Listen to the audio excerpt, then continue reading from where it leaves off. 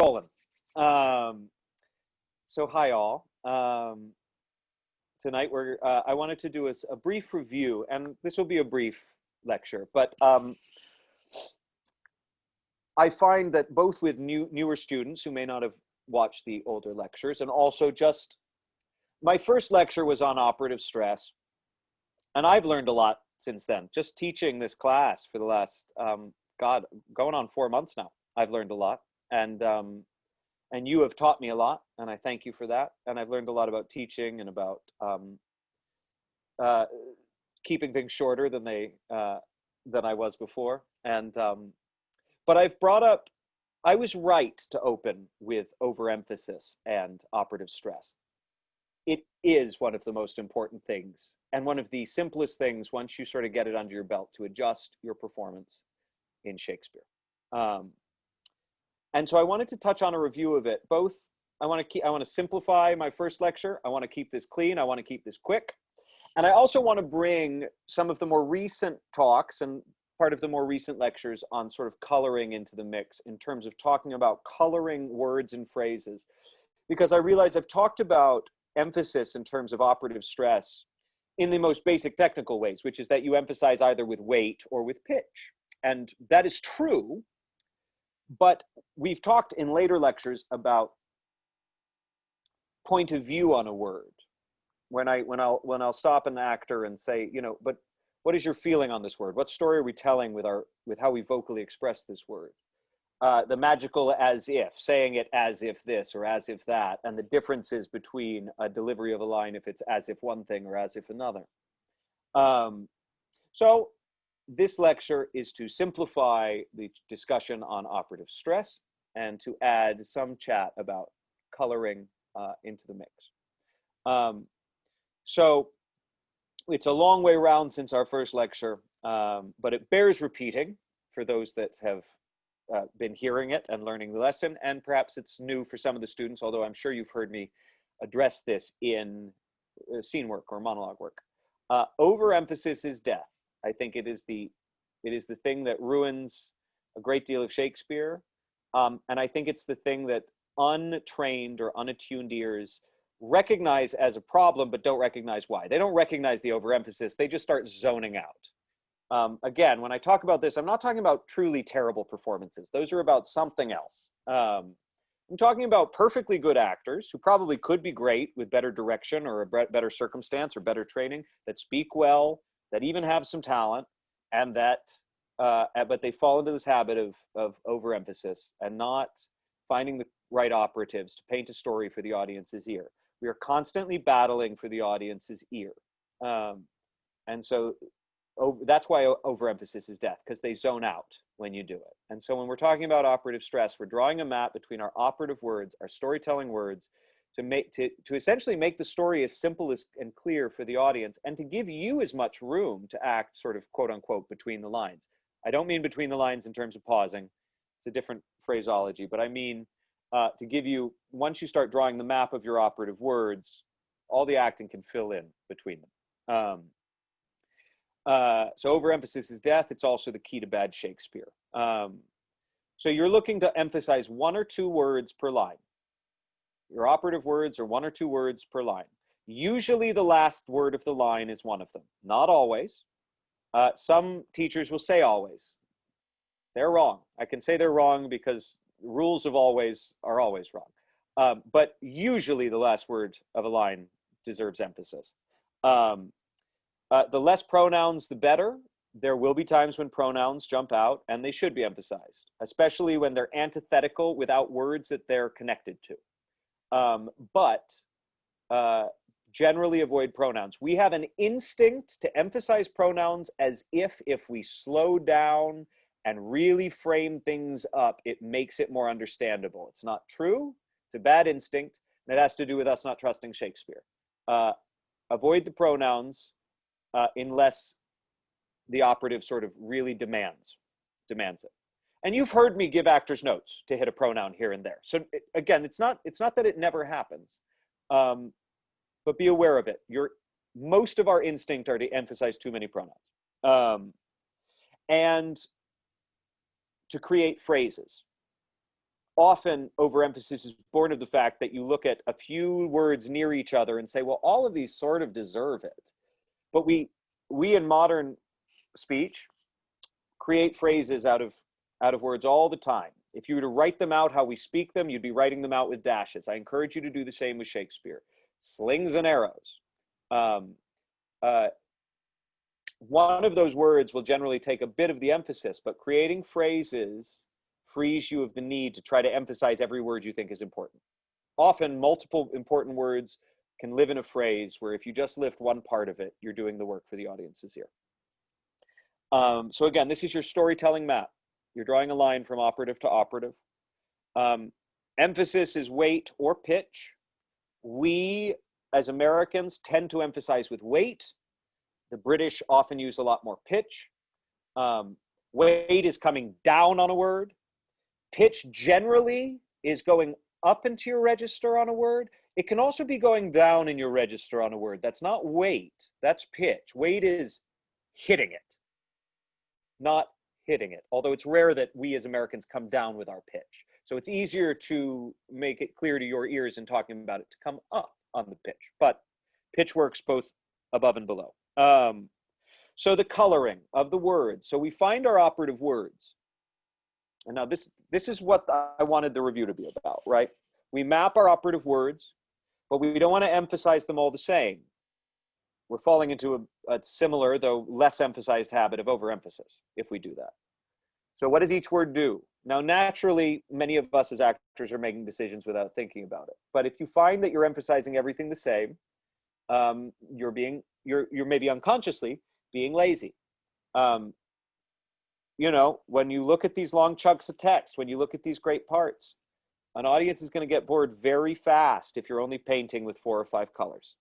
You know, to play the Hamlets, to play the Cleopatras, to play the Rosalinds, you need more colors than you're ever going to have. So if that's 20, you need to work for 25. You know, how many different shades of anger do you have? How many different shades of frustration? How many different shades of love? This all seems heady, but if I say to you, you know, it's as if, you know, actually just looking at Will's work in our Comedy of Errors scene just now, right?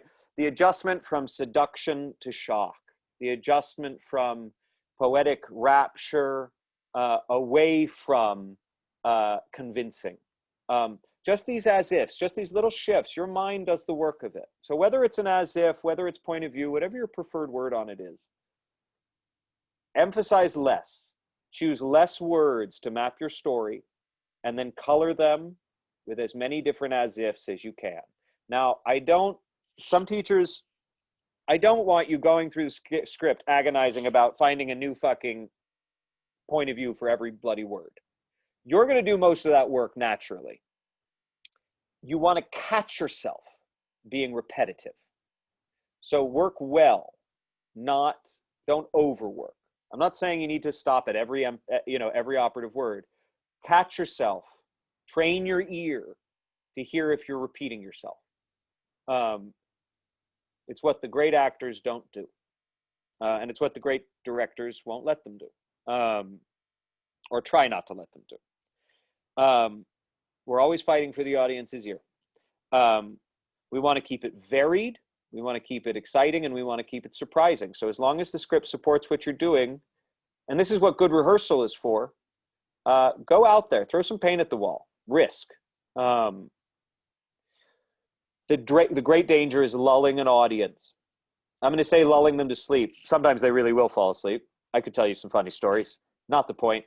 What the real danger is just lulling them into, like, you know, if you have a 20-line speech, about 4 lines in, they sort of get the emotion you're playing at, and they're like, I get it. It's a famous speech. I know it. You know, Hamlet's thinking about killing himself. Okay, there's Ophelia, right? They sort of hear the famous words. They get a sense of it. But an achievement, and I probably cut myself too large a task tonight because I'm going to fail to an extent at it. But an achievement is to actually make them hear it all of it. And to do that, to show you me failing but attempting, I'm going to read one of my favorite speeches from one of my favorite parts in the canon that very few of you will know. This is Ulysses from Troilus and Cressida. Um, it's a long speech. It's a wildly complicated argument. Actually, that's not entirely true. It's actually a relatively simple argument. It's a wildly complicated description of the argument. So follow the link, get the speech in front of you. It's Ulysses' second speech in the scene. It's about eighth of the way down. It starts with Troy, yet upon this basis, had been down. So this is a long speech. I'm going to read it all. And my hope, and read along with me. My hope is that I want you to hear everything. You're probably not. At some point, you're going to zone out. But what I'm working for is through emphasis and point of view. I'm going to try to keep the coloration different consistently enough that your ear continues to follow it. And I'm even cheating to have you read it.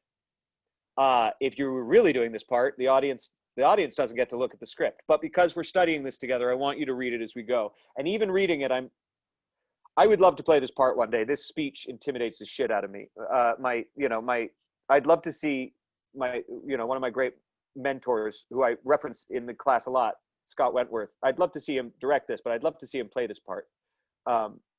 He gave a brilliant Shylock, and it's a much shorter part than Ulysses, but one thing he was doing was coloring in so many more ways than I thought possible or had experienced with Shylock. So I'd love to see him play this part. Track how much you zone out. Try to clue in on it, because I know I'm going to fail at this, but I'm going to do my best. It's a long speech. Context. The Grecians were long into the war. The Grecians should have overwhelmed Troy by now, and they haven't. And the generals have come together to figure out why. What the fuck is going wrong? Why aren't we winning this war? How has Priam and Hector, how have they kept the walls of Troy up? And Ulysses steps forward to give a very beautiful, long, and deeply intellectual speech about how they have failed. So follow me as long as you can, as I'm drinking whiskey. Here we go. Troy, yet upon his basis, had been down, and the great Hector's sword had lacked a master, but for these instances. The specialty of rule hath been neglected. And look how many Grecian tents do stand hollow upon this plain, so many hollow factions. When that the general is not like the hive to whom the foragers shall all repair, what honey is expected? Degree being vizarded, th' unworthiest shows as fairly in the mask. The heavens themselves, the planets and this center observe degree, priority, and place, insistiture, course, proportion, season, form, office, and custom, in all line of order. And therefore is glorious planet Sol, in noble eminence enthroned and sphered amidst the other, whose medicinable eye corrects the ill aspects of planets evil, and posts, like the commandment of a king, sounds check to good and bad. But when the planets in evil mixture to disorder wander, what plagues and what portents, what mutiny, what raging of the sea, shaking of the earth, commotion in the winds, frights, changes, horrors, divert and crack, rend and derexinate the unity and married calm of states quite from their fixture. Oh, when degree is shaked, which is the ladder to all high designs, then enterprise is sick. How could communities, degrees in schools and brotherhoods in cities, peaceful commerce from dividable shores, the primogenitive and due of birth, prerogative of age, crowns, scepters, laurels, but by degree stand in authentic place? Take but degree away, untune that string, and hark what discord follows. Each thing meets in mere repugnancy.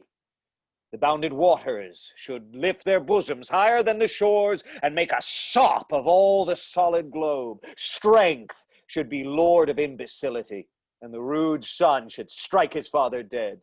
For should be right, or rather, right and wrong, between whose endless jar justice resides, should lose their names, and so should justice too. Then everything includes itself in power. Power into will, will into appetite, and appetite, an universal wolf, so doubly seconded with will and power, must make perforce an universal prey, and last, eat up himself. Great Agamemnon, this chaos, when degree is suffocate, follows the choking. And this neglection of degree, it is, that by a pace goes backward, with a purpose it hath to climb. The generals disdained by him one step below, he by the next, that next by him beneath. So every step, exampled by the first pace that is sick of his superior, grows to an envious fever of pale and bloodless emulation. And 'tis this fever that keeps Troy on foot, not her own sinews. To end a tale of length, Troy in our weakness stands, not in her strength. So there I go. So I'm interested. Well, we're not going to get into it. It'll take too long. We've run long. But think to yourself, how many times did you lose me? I mean, I've never done the speech, so I'm working it on my own. It's a really complicated argument. I tried to use variance. I tried to, vary the emphasis. But I don't know, 4 or 5 times, somewhere in there. This is what a map of operative words builds you. And I chose this tonight because it might be the speech I'd be most intimidated by. I also love the speech. But just off the top of my head, to choose one when I was thinking about this lecture, I was like, let's go for a failure on this. And that's the one that jumped out at me. So that would be the one that I would really be sitting down with to sort of fucking map it, man. So that's the hardest. But even the easiest, this work is vital. So that's the lecture. A lot of review, but I hope clarifying. Any questions? Anything jump out to anyone? If you have one, just throw your hand up in the participants. All right. Thank you, William. Great. Let's